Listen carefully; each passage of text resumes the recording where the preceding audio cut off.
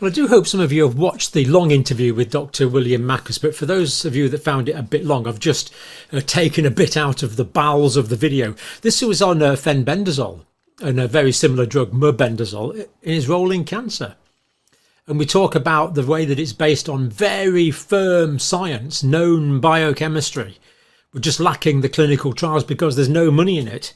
And we also mention the small cell lung carcinoma, which is a totally deadly form of cancer normally, that Joe Tippins was, as far as we know, is still alive and well. If Mr. Tippins is watching, do let us know how you are now, sir. But let's watch this. We really need to get our act together on repurposed drugs, start saving lives, start getting rid of a lot of human pain, suffering and death. We need the research that answers our questions definitively. Let's hope we get it. Let's watch the clip. Another antiparasitic, fenbendazole or mebendazole. Now, this is a different family of antiparasitics than ivermectin. Fenbendazole was actually interestingly discovered by a terminal cancer patient from Oklahoma, Joe Tippins. And Joe Tippins had stage 4 small cell lung cancer, which is one of the most aggressive cancers known. And he had stage 4 small cell lung cancer diagnosis, terminal diagnosis, and I believe he was put on a trial of Keytruda at the time. And is that a regular cancer drug? It is a regular cancer drug, yes. And sort of what they call an immune checkpoint inhibitor. Yeah. So he was put on Keytruda, and he tells the story later on that everybody on that trial died. He was the only one who survived. And he tells the story of how he had a friend who was a veterinarian who said, look, there's this parasitic drug, this dog dewormer called fenbendazole. It's been accidentally found to have anti-cancer properties in mice. It's cheap. It's safe to take. Why don't you try it? And the story goes that, he tried this dog dewormer, dog medicine, I guess you could say. And he cured his stage 4 small cell lung cancer, which is completely unheard of. I think he was given a survival of less than 1%, sort of a 5-year survival of less than 1%. And he's still here to this day. 7 years later, he's cancer free with a stage 4 small cell cancer diagnosis. And so at the time, he would actually go on news shows and talk about his experience of trying fenbendazole, which was not FDA approved for use in humans, and how it cured or he believed that it cured his stage 4 cancer. And then, I look into that research, that body of research. See, again, there's a ton of preclinical research on fenbendazole, and there's now been cases published by Stanford University Medical Center of 3 patients who cured their stage 4 cancer with fenbendazole. And the Stanford group looked into it, analyzed it, monitored these patients. These patients had all failed 3 or 4 lines of chemotherapy. They were terminal. They took fenbendazole, and they are now cancer-free. And the Stanford group published this. Now, the Stanford group itself, they were not allowed, the researchers were not allowed to recommend that drug, fenbendazole, because it's not FDA approved. But they were at least, this is what I love about science, is that they saw something fascinating. They saw something that they thought other doctors and scientists should know about, and they published it. And they published this case series. You had actually talked about this. You had talked about this paper from 2021. This series of 3 people who had cured their cancer with fenbendazole. And so there is an FDA-approved version of fenbendazole called mebendazole. It's structurally almost identical. There's 1 atom difference between fenbendazole and mebendazole. Mebendazole has been approved by the FDA as an antiparasitic drug for use in children and adults. And so it has an incredible safety profile, very safe to use. And mebendazole actually has a dozen clinical trials in which it's being looked at as a cancer agent, as a repurposed drug for cancer. And so I think because of its status as an FDA-approved drug, there was much more willingness in the oncology community to do trials with it. And so there are trials in adults looking at colon cancer and various prostate cancer, and there's also trials in children looking at brain cancers with mebendazole. And again, this is an antiparasitic drug that has a dozen mechanisms of action. One of the fascinating mechanisms of action in cancer is that it blocks glucose transporters on cancer cells. And so it sort of starves the cancer cell from being able to use glucose as a fuel source. Specifically in cancer cells and not on normal cells. Yeah, exactly. Glucose transporting in cancer cell. That's amazing. So there must be something biochemically different about the glucose transporter in cancer cells compared to ordinary cells that it's able to specifically target. Exactly. And what's fascinating about these repurposed drugs is they are very specific to cancer cells. They are able to somehow identify a cancer cell from a normal cell. And this has been studied in ivermectin as well, is ivermectin is actually able to identify lymphoma cells and act on them. And it's able to also identify normal cells, and it doesn't have that same effect on the normal cells. It's what we call a magic bullet. It is absolutely fascinating. Yeah. And I encourage anyone look into the preclinical research. It is absolutely fascinating. And the mechanisms that we're talking about here, that you're talking about, are based on known biochemical pathways. This is not something new. This is understood biochemistry, and these drugs interfere in a particular biochemical mechanism in a known biochemical way. This is not speculation. I mean, biochemistry is basically a hard science. I mean, medicine's a bit soft around the edges, but biochemistry is a hard science. It's bench chemistry, and you can't really argue with that. And the fact that it's got multiple mechanisms of action on multiple biochemical pathways, and that's true for ivermectin and the mebendazole-fenbendazole group. It's just absolutely incredible that these natural molecules seem to have these multiple modalities of action, and yet we're staring the gift horse in the mouth. Exactly, and the research is very, very solid. The research on the mechanisms, the preclinical research, is very solid. This is not one or two papers. This has been, replicated. This is hundreds of papers for these antiparasitic drugs. So this is not, a conspiracy theory. This is not fringe medicine. This is hard science. It's as hard as it gets. Absolutely. This is hard science, and I love, I'm always fascinated by preclinical research because that is what we stand on. That is what the rest of medicine stands on is the preclinical research. That's what we rely on as physicians. And that's what gives us the plausible mechanisms of action, because if you can't give a plausible mechanism of action, well, you're not fulfilling an essential Bradford Hill criteria apart from anything else. But if you can say, well, this is the way it's working, then that's what takes you into science away from mumbo jumbo. Because we've got existing science, and this pharmacodynamic effect, the way this drug is working, is dovetailing with what we already know, with multiple points of consistency with what is already known.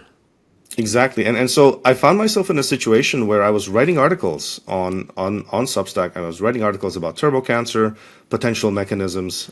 We talk about this brand new pathophysiology of turbo cancers, and so. I have a paper that I co-authored on the IgG4 shift that could be one of the potential causes of turbo cancer, where we see someone who's had, let's say, multiple vaccines. They end up with an immune system shift where they start producing different types of antibodies, and instead of producing IgG1 and 3, they start producing IgG4. Which is an antibody that creates tolerance to something like the spike protein, but it also starts to tolerate cancer. And so I've been involved in some of this research in trying to figure out the mechanisms, but now I'm shifting towards treatment, and I'm shifting towards looking at, well, can we help patients with turbo cancer? How can we help them? Yeah. And certainly, I encourage everyone to pursue all the options in mainstream oncology, pursue all the options, whether it's chemotherapy, radiation therapy, immunotherapy, you have to pursue all those options. You have to have those discussions with your oncologist, but what else can you do?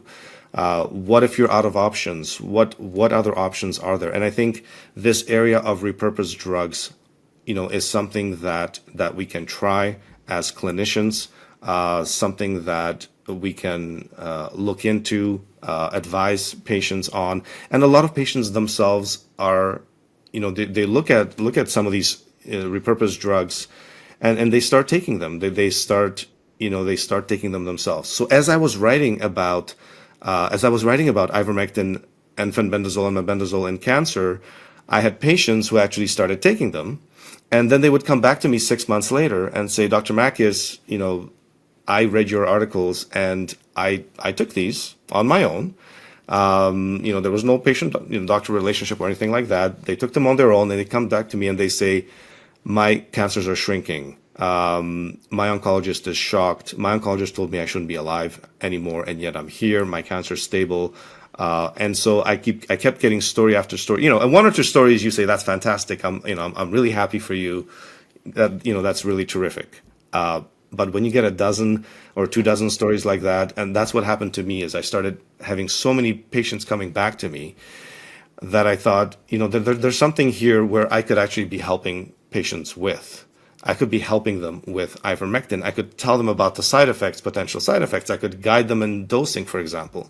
How do you dose these things, right? How do you find the appropriate dose for the appropriate condition? And so this is what I've been working on for the last 2 years. I did start a cancer clinic or sort of a cancer coaching or health coaching program with repurposed drugs, where I have cancer clients that come to me. We discuss the research, we look at the research, and we talk about repurposed drugs and what repurposed drugs they might use and want to try themselves. And so this is where I've been trying to go from just identifying the problem, saying, look, we've got this explosion of cancers, these turbo cancers, aggressive cancers, to actually helping patients and give them some options that they can use. And I've had some fascinating results. Patients, I've had, a number of stage 4 pancreatic cancer patients who've been now declared cancer-free, cholangiocarcinoma patients, ovarian cancer patients whose tumors are shrinking, even though they failed multiple lines of chemotherapy. And so, these are cancers that were absolute death sentences. Exactly.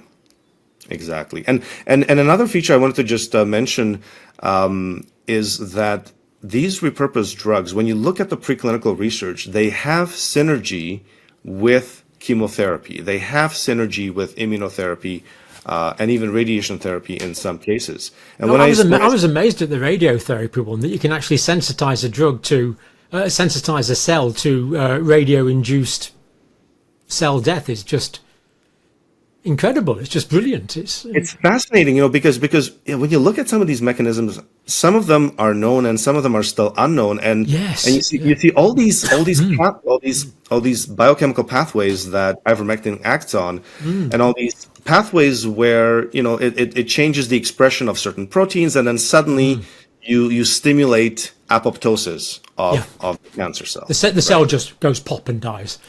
Exactly, the programmed cell death. And so a lot of these pathways that ivermectin, fenbendazole, mebendazole act on are pro-apoptotic pathways, where you're bringing that cancer cell towards this programmed cell death. And you're also, this idea of being able to remove drug resistance, a cancer cell that has developed drug resistance, to me is absolutely fascinating. Yeah, how can you possibly reverse that? It's wonderful, but it's biochemistry well beyond my level of understanding, that's for sure. It really is. It's pure biochemistry, and it's sometimes even I have a hard time understanding some of these pathways, but I certainly do. Yeah. But it really, the fact that it can affect expression of certain proteins and so on, and it's incredible. Yeah. And so I think repurposed drugs.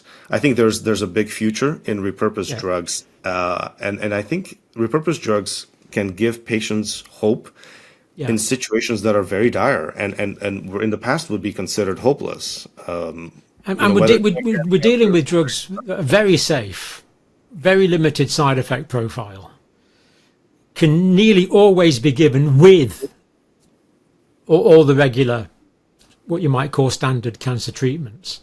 Exactly. And for people who've exhausted the standard cancer treatments, stage 4 pancreatic cancer, for example,